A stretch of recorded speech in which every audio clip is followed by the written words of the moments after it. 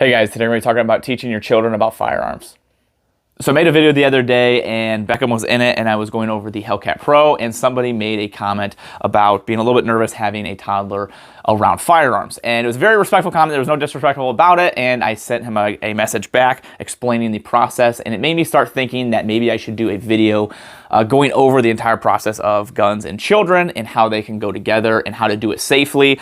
Because there are people out here that maybe weren't taught as a kid or maybe have questions because they have kids of their own. I was taught at a young age by my father, and then he taught me how to do that as well for my children as well. So I figured maybe this would be a good way to help out. Now, with that being said, this is just one way to do things. I don't think my way is the end-all be-all of how this should be done. It really is going to depend on location, accessibility, age, maturity, your children, and your comfort level. So this is the way I do it. I hope you could maybe take some pointers from it. Maybe this will work great for you, maybe this doesn't, and you decide to do it a different way. The biggest thing is just being able to take the curiosity away from firearms and teaching your children opposed to hiding them away to where they never see them and they get curious, and inevitably, eventually in their lifetime, they will be around them and they aren't with you or somebody that knows what they're doing and weren't taught about it, and now will handle them unsafely. So the biggest thing is to make sure we teach our children to handle them safely. So real quick, this is my son. He is 3 years old. His name is Beckham. You want to say hi?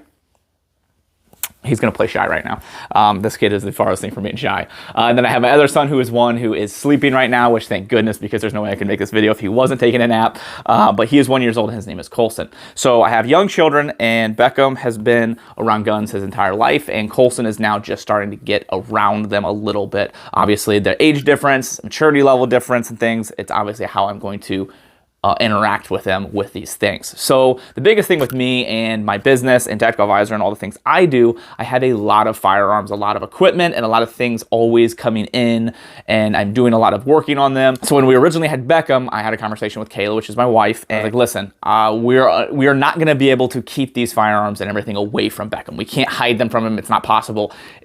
I'm obviously filming in my living room right now, so he's around them, and there's no way to keep a 3-year-old and a 1-year-old away from all that at all times. Now, what I said is, we need to make sure we do this safely. So we decided we really wanted to make sure that they knew and understand everything about firearms, how they work, what they could do, and how to be safe with them, and to always make sure that they have a parent or somebody around with them and what not to touch are the biggest things. So if you have children and you have firearms, it is pretty much inevitable that at some point in their lifetime, they are going to come together. They are going to be around each other at some point. The biggest thing is to make sure that that first time that they're around them, you are there, an adult is present, and they are taught the safe way, opposed to later down the road when you're not around and they now have access to that firearm and they don't know what to do and they're curious. So the biggest thing for me, and the thing that my father instilled in me that I've been instilling into Beckham and Colson, is to take that curiosity away from them. So allowing your children to be around your firearms while you're present. One thing that I always do is if Beckham asks, hey, can I see a gun? Hey, can I see the flashlight? Can I see the optic?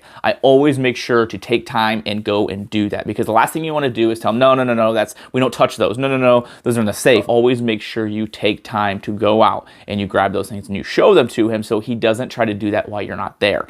So a couple other ways that I like to take the curiosity of things, and along with have time with my children and be able to enjoy my hobby with them. Whenever I get a new flashlight or a foregrip, I will bring the gun down, make sure it's safe, and I will let the boys sit with me and I will let them handle the things. I'll let them play with the flashlight before I put it in. I'll let them see the mounts and play with those.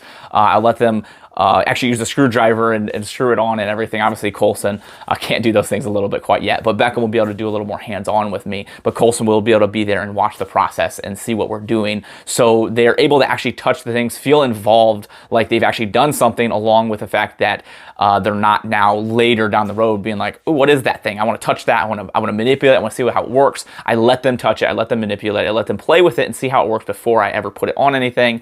And then they inspect everything, and then I put it together with them so they've had the involvement in the entire process. And for me, I think that really takes away that want and need to have to actually touch it and everything, because they've already been able to mess with it and use it with me.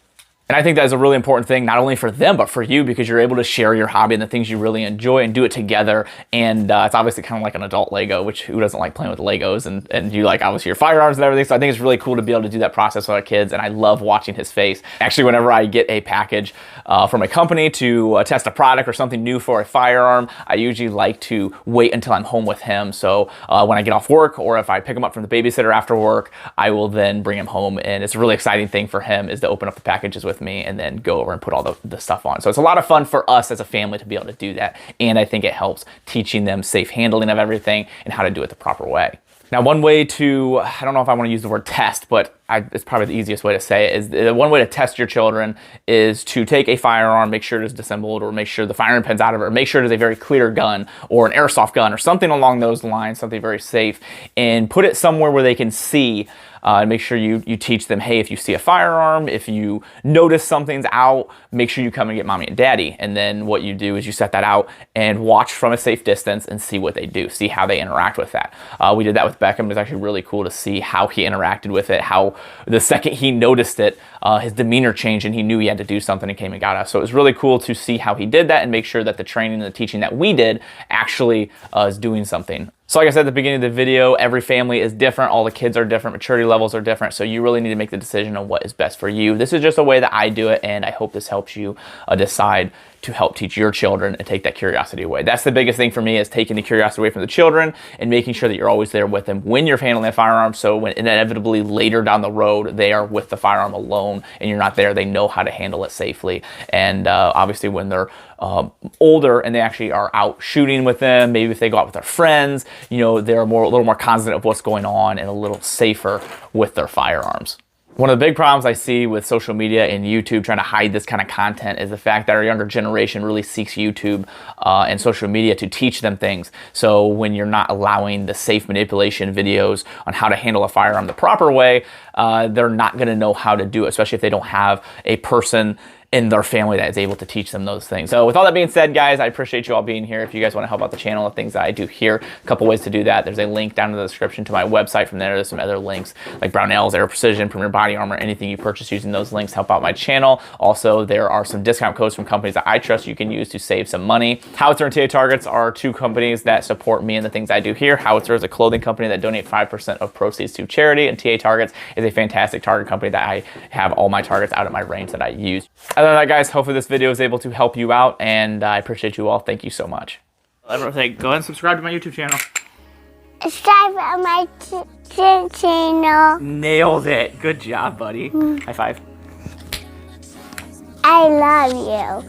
You think Liam's watching your video?